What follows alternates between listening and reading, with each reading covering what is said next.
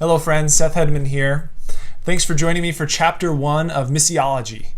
Missiology is the study of missions, and I'm going to be taking some of the tools and resources that I've learned over the last few years doing college ministry and try to pass it on to you.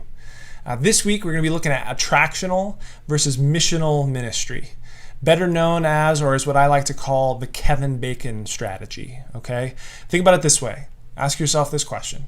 If Jesus was going to minister to Kevin Bacon, how would he do it? To understand missional versus attractional ministry, we're going to start with some scripture by looking at John 1. John 1 is this poetic and theological description of Jesus in the Trinity and the incarnation, right? So it describes that in the beginning was the Word, which is a description for Jesus and his role in the Trinity. It says, in the beginning was the Word, and the Word was with God, and the Word was God. And later in verse 14 it says, and the Word became flesh. Now the word for became flesh is the same as tabernacled, or in the Message it says moved into the neighborhood, right? It's this very earthy, bodily description of what God is doing, the Logos, the Word, when he becomes human. And this is what we call the incarnation, as God becomes flesh. He's born as a baby in Bethlehem, right? The creator of the universe comes down and puts his hands in the dirt. This is a beautiful, amazing, mysterious, infinitely unfathomable miracle of God, right? That the creator of the universe becomes man. And I think this is a great example of God's missionary strategy. Right? That God is not satisfied merely to send prophets, merely to send the 10 Commandments and Scripture. No, he wants to come down himself, right? And it's in that act that we see the Father, that it's this ultimate demonstration of the revelation of God and of the love of God in his life and ultimately in the cross.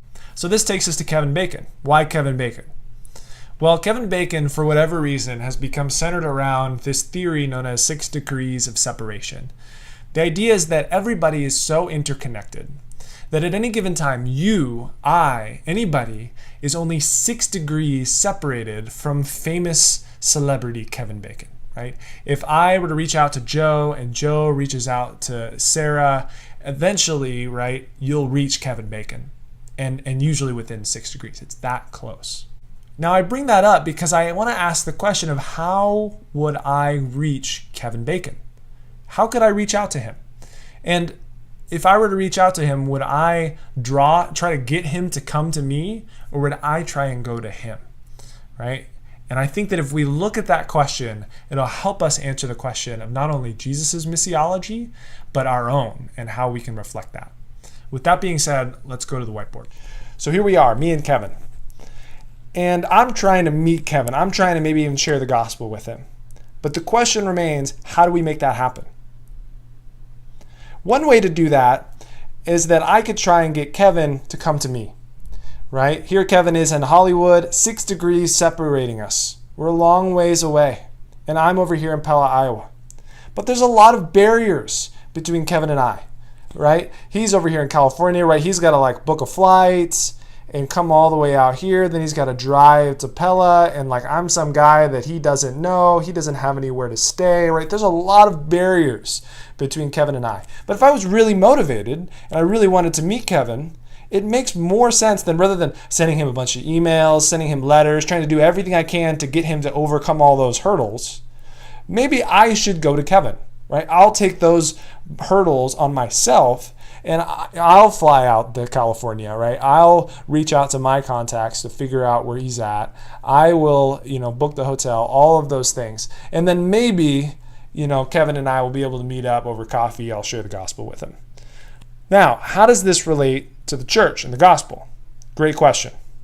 So here we are with the church, right? Over here, we have the church. Over here, we have the masses, the people. They're lost in darkness. Look at them there. They're practically silhouettes, right?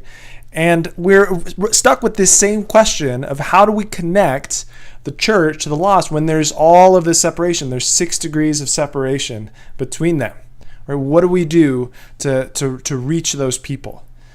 One strategy to do that is that we're going to put up flyers. We're going to send out announcements. We're going to have a great teacher and a great speaker and a great worship band. We're going to do everything we can to get the people to come to us. In the same way that I'm going to send emails, I'm going to send letters, I'm going to do everything I can to get Kevin Bacon to come to me.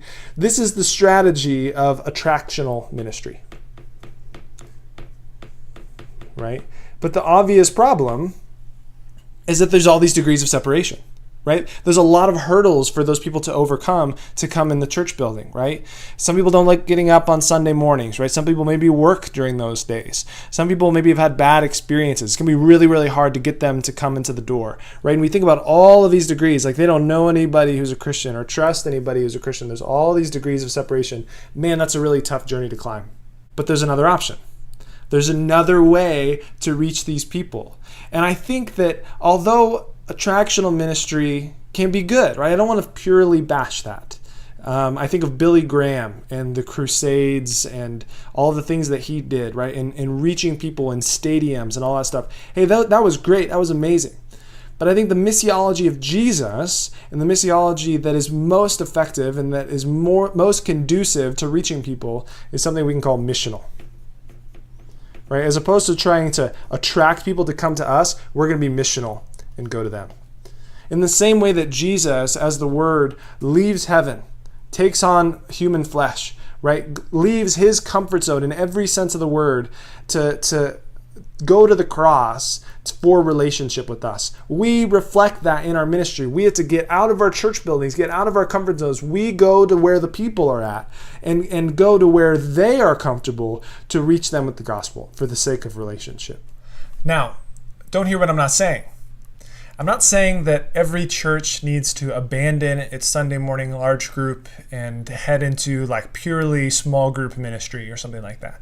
Right? That's not where I'm going with this. There is a place for reaching the masses. There was a place for Jesus to give the Sermon on the Mount. There was a place for Peter to address the crowds.